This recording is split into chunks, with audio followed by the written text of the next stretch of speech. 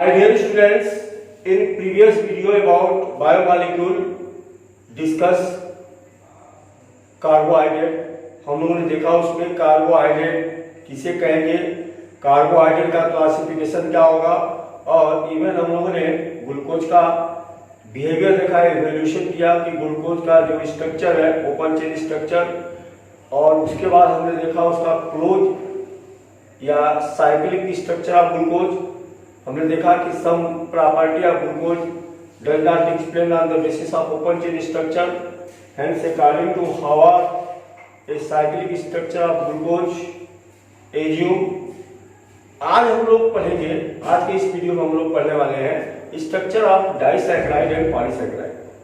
But अगर आप हमारे इस प्रीवियस वीडियो को देखें जहां हमने पढ़ा था, उस वीडियो में हमने बताया था कि स्ट्रक्चर ऑफ डाइसैकराइड हमसे पूछता है या पॉलीसैकराइड पूछता है, तो हमें जो फंडामेंटल यूनिट है मोनोसैकराइड का, जो साइक्लिक स्ट्रक्चर है ग्लूकोज का, जैसे अल्फा डी ग्लूकोज क्या होगा, बीटा डी ग्लूकोज क्या होगा, या फ्रक्टोज क्या होगा, अल्फा डी फ्रक्टोज क्या होगा, बीटा डी फ्रक्टोज क्या होगा, इनके ऊपर जब तक हमारा कंसेप्ट नहीं रहेगा हम उसके स्ट्रक्चर को लर्न नहीं कर पाएंगे, हम उसके स्ट्रक्चर को ड्रा नहीं कर पाएंगे।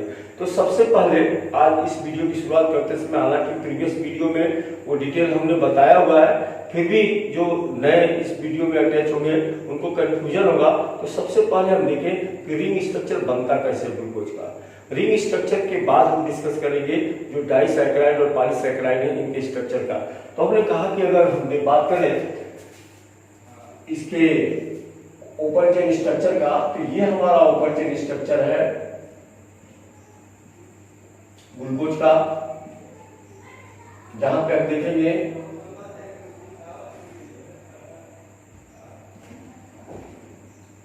कि इस ओपन चेन स्ट्रक्चर में हमने बताया कि अगर अल्फा डी की बात करें हम, तो यहां पर देखोगे ये कार्बन पे जो OH है राइट साइड में रहेगा और ये CH2 OH है। तो ये जो राइट साइड वाला है, ये अगर राइट साइड में हाइड्रोक्सी ग्रुप है तो ये आपका हो गया डी ग्लूकोज, और अब ये अल्फा कब बनेगा, तो जब साइक्लिक स्ट्रक्चर का हमने रिडक्शन किया तो हमने कहा कि C1 और C5 ये दोनों के बीच लिंकिंग होगा। कैसे लिंकिंग होगा, ये ऑक्सीजन अटैच हो जाएगा और यहाँ का जो OH है यहाँ पे आ जाएगा। अगर ये OH राइट साइड है तो ये कहलाएगा अल्फा डी। तो अब अल्फा डी का अगर हमको फिगर बनाना होगा, फिगर कैसे बनाएंगे रिंग स्ट्रक्चर, तो आप याद रखोगे ये हमारा होगा रिंग स्ट्रक्चर, ये आपका हो गया 1 कार्बन, ये आपका 2, ये आपका 3, ये 4, ये 5 और ये 6। अब यहाँ कैसे नॉमिनेशन करेंगे, जो लेफ्ट है वो ऊपर रहेगा, तो यहाँ पे आपका हो जाएगा H, यहाँ पे हो जाएगा OH, यहाँ पे आपका हो जाएगा H OH, और यहाँ पे आपका हो जाएगा OH H, ये आपका हो जाएगा H OH, ये आपका हो जाएगा H, और ये हो जाएगा CH2 OH। ये बन गया आपका अल्फा डी।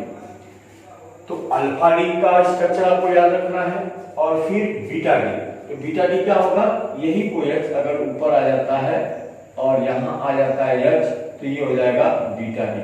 बस बाकी कोई अंतर नहीं है, अल्फा डी और बीटा डी का आप स्ट्रक्चर अपने दिमाग में रखें। सेम फ्रक्टोज की अगर हम बात करते हैं, तो फ्रक्टोज में हमको क्या याद रखना है, निश्चित है कि फ्रक्टोज में कार्बोनिल ग्रुप होगा। क्या उसका स्ट्रक्चर है, CH2OH CO CH OH COH, और ये जो C है निश्चित है कि यहाँ पे जो लिंकिंग हुआ OH और ये आपका CH2 OH है, तो ये जो है ऑक्सीजन आपका यहाँ इससे लिंक हो जाएगा, यहाँ आ जाएगा वो, और यहाँ का H यहाँ पे आ जाएगा। तो अब यहाँ पे आपको करना कैसा है कि ये जो आपका स्ट्रक्चर था, ये था अल्फा डी, ये था आपका डी फ्रक्टोज, और डी फ्रक्टोज में अल्फा का होगा। तो निश्चित है कि जब इसका स्ट्रक्चर आप बनाओगे, यहाँ पे आपका ऑक्सीजन है, अब यहाँ ध्यान दोगे, यहाँ पे आपका ये OH नीचे और ये ऊपर, यहाँ पे जो नंबर आपका आएगा तो यहाँ पे OH ऊपर, H नीचे, H ऊपर, OH नीचे, और ये आपका हो जाएगा H और यहाँ हो जाएगा CH2OH। तो ये जो स्ट्रक्चर आपका बना ये कहलाएगा आपका अल्फा डी फ्रक्टोज। क्या कहलाएगा आपका? Alpha D fructose. तो आपको याद रखना है कि अल्फा डी फ्रक्टोज का स्ट्रक्चर क्या होगा और अगर बीटा डी बोलेगा तो बीटा डी में क्या हो जाएगा? OH ऊपर हो जाएगा और ये नीचे हो जाएगा, तो ये हो जाएगा OH और ये हो जाएगा CH2OH। ये नंबर 1 कार्बन, ये नंबर 2 कार्बन, तो ये हो जाएगा बीटा डी फ्रक्टोज। तो आपको जो है अल्फा डी बीटा डी इनका स्ट्रक्चर आपको अपने दिमाग में रखना है। अब इसके आधार पे हम लोगों को एनालाइज करना है पॉलीसैकेराइड और डाइसैकेराइड के स्ट्रक्चर का। तो सबसे पहले हम चलते हैं, अगर हमसे पूछेगा कि सुक्रोज का स्ट्रक्चर क्या है, तो हमने देखा कि सुक्रोज हैविंग फार्मूला C12H22O11। जब हमने इसकी हाइड्रोलाइज किया तो हमको जो मिला वो मिला अल्फा डी ग्लूकोज मिला और बीटा डी फ्रक्टोज मिला। तो from this analysis it is clear that sucrose disaccharide consist 2 monosaccharide alpha D glucose and beta D fructose. अब आपको क्या याद रखना है कि जो अल्फा डी ग्लूकोज होगा इसका C1 यानी फर्स्ट कार्बन और बीटा डी फ्रक्टोज का C2 ये लिंकिंग होगी और इसको लिंकिंग को कहते हैं ग्लाइकोसिडिक लिंकिंग। क्योंकि अल्फा डी ग्लूकोज का जो C1 है फंक्शनल ग्रुप रख रहा है और बीटा डी फ्रक्टोज का C2 फ्रक्शनल ग्रुप रख रहा है, तो दोनों का फंक्शनल ग्रुप बंध जाएंगे, फिक्स हो जाएंगे। तो ये जो शुगर होगा नॉन रिड्यूसिंग शुगर होगा, क्योंकि इसके पास फ्री CO ग्रुप नहीं होंगे, फ्री एल्डिहाइड ग्रुप नहीं होगा, जिसकी वजह से ये जो टॉलरेंट रिएजेंट है या फेलिक सॉल्यूशन है उनको रिड्यूस नहीं करेगा। तो ऐसे शुगर को हम बोलेंगे नॉन रिड्यूसिंग शुगर। तो जो भी हमारा सुक्रोज बनेगा वो नॉन रिड्यूसिंग शुगर बनेगा। क्यों बनेगा? क्योंकि अल्फा डी ग्लूकोज का जो फंक्शनल ग्रुप C1 है, बीटा डी फ्रक्टोज का जो फंक्शनल ग्रुप C2 नंबर पे है, दोनों एक दूसरे से लिंक हो जाएंगे, जिसकी वजह से फंक्शनल ग्रुप फ्री नहीं रहेगा and they not response with fehling solution tollens reagent and sucrose is non reducing sugar. अब हम स्ट्रक्चर क्या करेंगे? तो हमने बताया कि आपको अल्फा डी ग्लूकोज याद रखना है। तो अब अल्फा डी ग्लूकोज का क्या स्ट्रक्चर होगा? तो आपको याद रखना है कि अल्फा डी ग्लूकोज में ये आपका O हो गया, यहाँ पे आपका रहेगा H, यहाँ पे रहेगा OH, ये आपका रहेगा H OH, ये आपका रहा OH H, ये आपका रहा H OH, ये आपका रहा H CH2OH, ये आपका रहा नंबर 1 कार्बन C1, ये 2, ये 3, ये 4, ये 5 और ये 6। तो ये जो C1 है प्लस, आपको प्लस करना है बीटा डी फ्रक्टोज।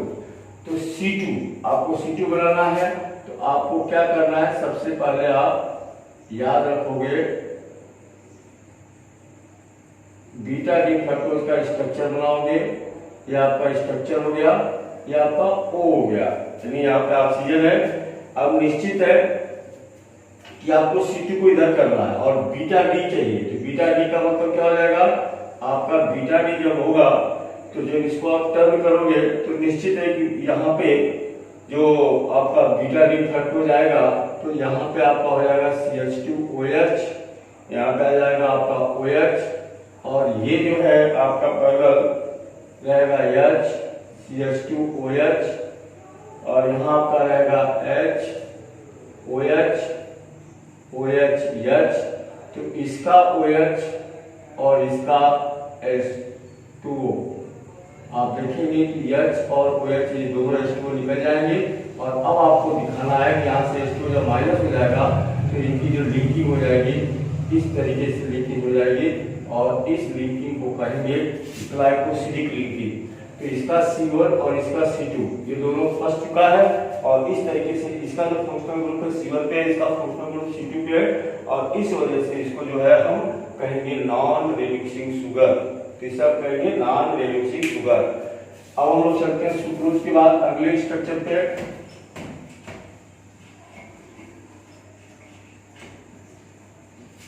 अगर हम बात करते हैं माल्टोज की, तो माल्टोज जो है इसका भी फार्मूला आपका है C12H22O11। कहोगे कि व्हेन माल्टोज अंडरगोज हाइड्रोलाइज, तो जैसे इसको अगर हाइड्रोलाइज करोगे तो हमें जो मिलता है वो मिलता है 2-अल्फा डी ग्लूकोज मिलता है। क्या मिलता है? Two alpha D glucose. इसका मतलब maltose consist of two alpha D glucose, यानी alpha D glucose unit maltose में रहता है। तो फिर इसका स्ट्रक्चर कैसे करोगे? तो आप कहोगे कि एक अल्फा डी का C1 दूसरे अल्फा डी के C4 को पकड़ता है, और कौन सा लिंकेज होता है? ग्लाइकोसिडिक लिंकेज होता है।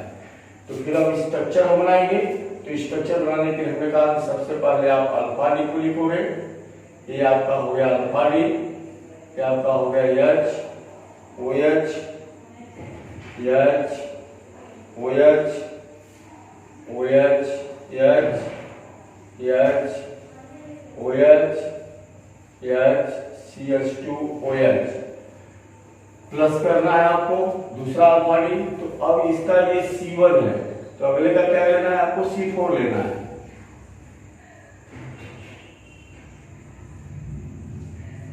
निश्चित है कि जब C4 हो गया तो ये आपका C4 है, यहाँ पे H OH, ये आपका हो गया O, और ये आपका रहेगा H OH H OH OH H CH2OH, ये हो गया C4। तो इसका जो OH होगा, निश्चित है कि इसका H इसलिए OH से दोनों मिल जाएंगे, H2O निकल जाएगा, और इनकी जो लिंकिंग हो जाएगी इस टाइप से लिंकिंग होगी। इस तरीके से आप इसको अटैच कर दोगे। तो this is the structure of maltose. अब इस माल्टोज के स्ट्रक्चर में आप देखोगे कि इसका C1, एक मालिक्यूल का C1 फंसा हुआ है, पर दूसरे का जो C1 है उसका जो फंक्शनल ग्रुप है वो फ्री है, और फ्री होने की वजह से it perform with reaction Tollens reagent Fehling solution के साथ ये रिएक्ट करेगा, रिस्पांस देगा, और इसलिए हम कहेंगे कि माल्टोज एक रिड्यूसिंग शुगर होगा। तो सबसे पहले आपको याद रखना है कि माल्टोज की हाइड्रोलिसिस के 2-अल्फा डी ग्लूकोज जो बना, तो आपको लिंकेज याद रखना है कि एक अल्फा डी का C1 दूसरे के C4 से अटैच होगा, और C1 C4 की जो लिंकिंग होगी तो निश्चित है कि एक मालिक्यूल का जो C1 है वो हमेशा फ्री रहेगा, और फ्री C1 के ही फंक्शनल ग्रुप होता है। इसकी वजह से इसको कहेंगे ये रिड्यूसिंग शुगर है, यानी यह टॉलरेंट रिएजेंट या फेलिंग सॉल्यूशन को रिड्यूस करेगा, hence they are called reducing sugar. Clear? अब हम देखेंगे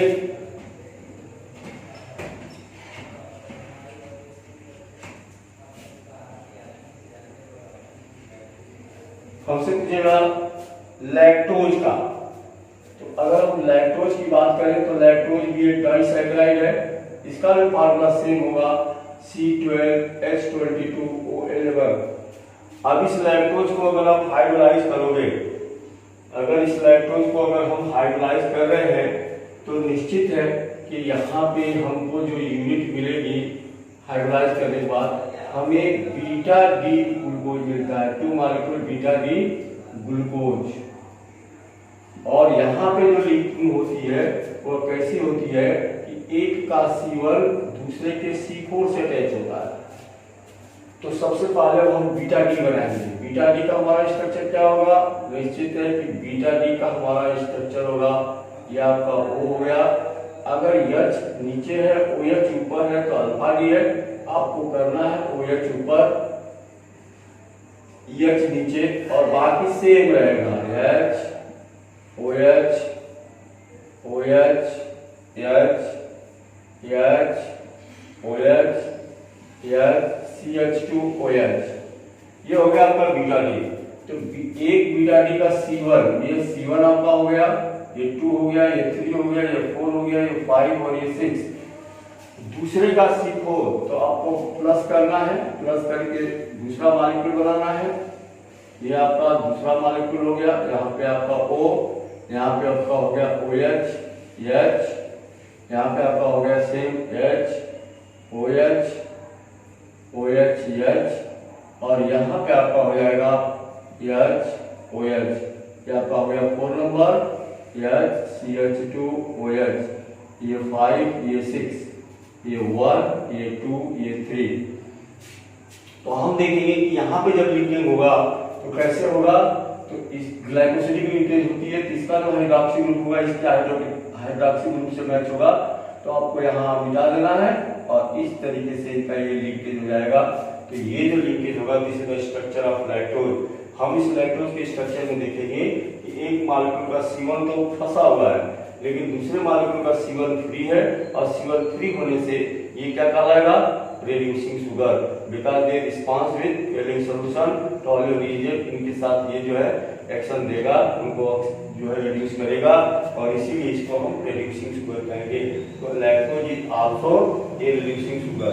तो जो डाइसैकेराइड हमने देखा, डाइसैकेराइड में हमने सुक्रोज देखा, हमने माल्टोज देखा, हमने लैक्टोज देखा, तो हमने देखा कि सुक्रोज जो है नॉन रिड्यूसिंग है।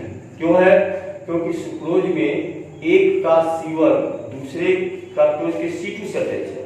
अब C1 पे फंक्शनल ग्रुप है और फ्रक्टोज के C2 पे फंक्शनल ग्रुप होता है। क्योंकि दोनों फंसे हुए हैं ग्लाइकोसिडिक लिंकेज में, इसलिए वो टॉलरेट रिएजेंट या फेलिंग सॉल्यूशन को रिड्यूस नहीं कर पाएंगे, और इसीलिए सुक्रोज को हमने नॉन रिड्यूसिंग शुगर कहा। लेकिन माल्टोज में और लैक्टोज में हमने देखा कि एक मॉलिक्यूल का एटलिस्ट C1 फ्री है, और फ्री होने की वजह से they act as reducing sugar. क्यों, क्योंकि टॉलरेट रिएजेंट या फेलिंग सॉल्यूशन को ये कैपेबल है रिड्यूस करने के लिए। ओके, अब हम लोग चलते हैं पॉलीसैकेराइड पे। अब पॉलीसैकेराइड जो हमारा है,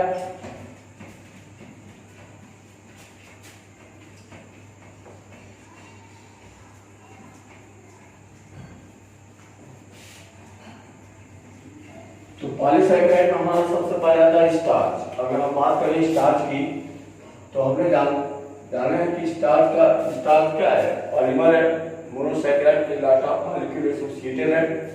फॉर्मूला इसका है C6H10O5N।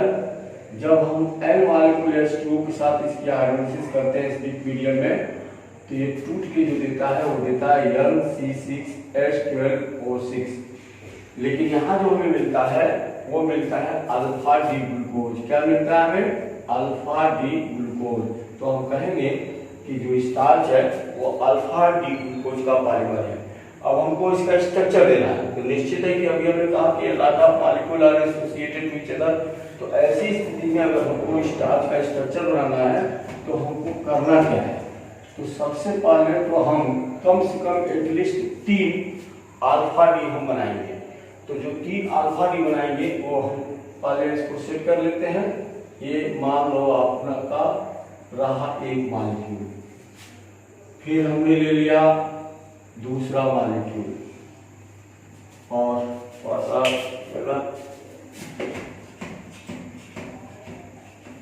एटलीस्ट हमको कम से कम 3 मॉलिक्यूल लेना होगा।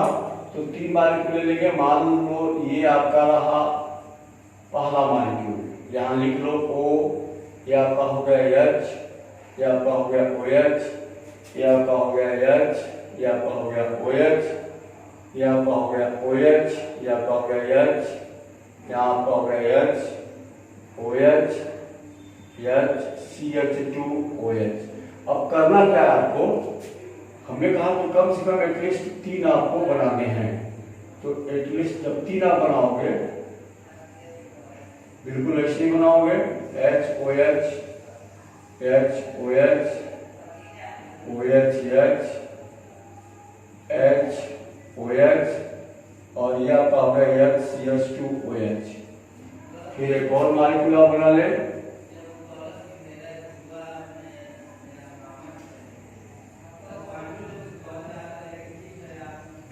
CH2OH, HOH, OHH, HOH, HOH। अब आपको करना क्या है, यहाँ पे जो अल्फा डी के मॉलिक्यूल्स होंगे स्टार्च के अंदर, तो एक मॉलिक्यूल का C1 अगले के C4 को पकड़ेगा। तो ये आपका है C1 और इसका ये है C4। देखो इधर ये 1 है, ये 4 है, ये 1 है। तो एक का 1 दूसरे के 4 को पकड़ेगा। तो आपको क्या करना है, आपको इसे मिटा देना है। और इनके साथ ऐसा ग्लाइकोसिडिक लिंकेज। क्लियर? फिर यहाँ पे भी ऐसे आपको करना है, इनके साथ ग्लाइकोसिडिक लिंकेज, और इसको मिटा के आपको ऐसे कर देना है O, और इसको मिटा के आपको कर देना है ऐसा O, जो ये इंडिकेट करेगा कि large number of molecule united to each other, this is the structure of lactose, this is the structure of starch. तो आपको कहना है, अगर हमसे पूछता है कि स्टार्च का क्या स्ट्रक्चर होगा, तो सबसे पहले कहोगे कि starch on hydrolysis produce alpha D glucose which clearly indicate that starch is a polymer of alpha D glucose. अब अल्फा डी ग्लूकोज जो मिलेगा तो हम देखेंगे कि एक अल्फा डी का C1 दूसरे अल्फा डी के C4 से अटैच होगा। तो आपको स्ट्रक्चर बनाने के लिए सबसे पहले आपको अल्फा डी बनाना है, एटलीस्ट 3 मॉलिक्यूल आपको बनाना है, और आपको याद रखना है कि एक का 1 दूसरे का 4, एक का 1 दूसरे का 4, एक का 1, ठीक है। तो इस तरीके से आप उसका स्ट्रक्चर ड्रा करोगे।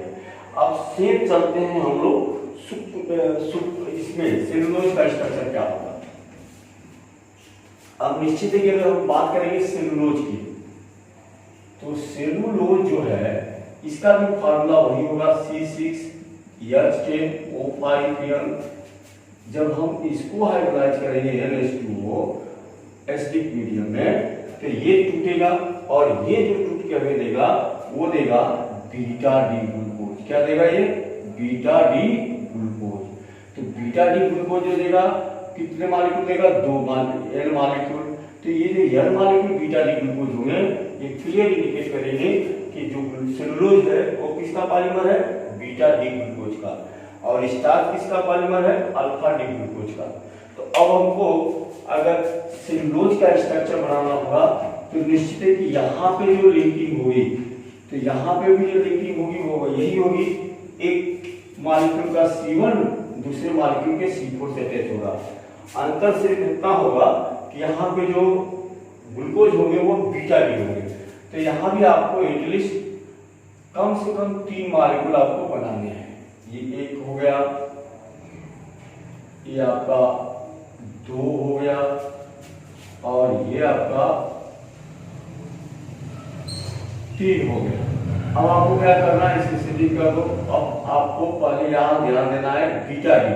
बीटा डी में क्या करना है आपको? OH ऊपर, H नीचे। ये आपका हो गया 1 नंबर, ये आपका हो गया H, बाकी सेम रहेगा H, OH, OH, H, और ये आपका रहेगा H, OH, और यहाँ रहेगा H, CH2OH। ये हो गया आपका बीटा डी। यहाँ कैसे ही करोगे, ये आपका 1 है और ये आपका O। तो अब यहाँ बीटा डी क्या रहेगा? OH ऊपर, H नीचे। यहाँ रहेगा H, OH, OH, H, H, OH, H, CH2OH। अब यहाँ भी हम कर लेंगे, ये आपका 4 नंबर है, ये इसका 4 नंबर होगा, तो 4 नंबर पे तो वैसे ही H, OH है। ये आपका O हो गया, ये आपका रहेगा H, CH2OH। यहाँ आपका रहेगा OH, H, यहाँ रहेगा आपका H, OH, और यहाँ रहेगा आपका OH, H। कम से कम 3 बीटा डी को आपको लिख लेना है। अब 3 बीटा डी लिखने के बाद आपको करना क्या है, ध्यान दोगे। इसका C1 इसके C4 को पकड़ेगा, तो कैसे पकड़ेगा? इसका 1 इसका 4, तो आपको इसको मिटा देना है, इसको मिटा देना है। अब इसको इससे लिंक करना है, यहाँ पे O ला देना है, फिर यहाँ पे इसको मिटा देना है, इसको मिटा देना है, और यहाँ पे लिंक करना है, ये ला देना है।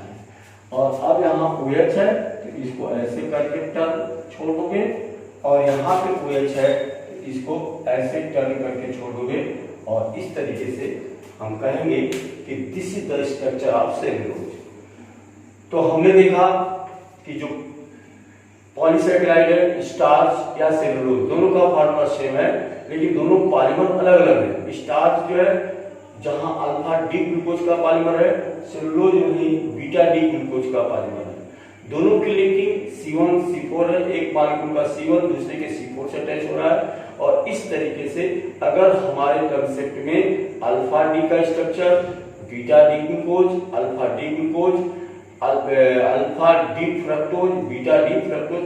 केवल आपको 4 चीजें याद रखनी है और उसके बाद आपको याद रखनी है कि सेलुलोज या स्टार्च या लैक्टोज या माल्टोज या सुक्रोज ये किससे मिलके बने हैं। जैसे सुक्रोज किससे मिलके बना है, तो अगर आपको याद है कि ये अल्फा डी ग्लूकोज और बीटा डी फ्रक्टोज का बना हुआ है और दोनों का स्ट्रक्चर आपको मालूम है, तो ग्लाइकोसिडिक लिंकेज। और ये आपको याद रखना है कि C1 C2 से मिल रहा है या C1 C4 से मिल रहा है, तो केवल सुक्रोज के केस में C1 C2 मिल रहे हैं, बाकी सभी केस में एक का C1 दूसरे का C4 अटैच होता है। तो इस तरीके से आज के इस वीडियो में हम लोगों ने डिटेल पढ़ा structure of disaccharide and structure of polysaccharide. Next video में हम लेके आएंगे प्रोटीन है, एंजाइम है, विटामिन है, न्यूक्लिक एसिड है। तो ये जो भी बायोमॉलिक्यूल्स हैं इनका स्ट्रक्चर हम लोग अगले वीडियो में पढ़ेंगे। आप हमारे वीडियो को देखें, लाइक करें, सब्सक्राइब करें और हमारे पोटेंशियल को बढ़ाएं। Okay, thanks.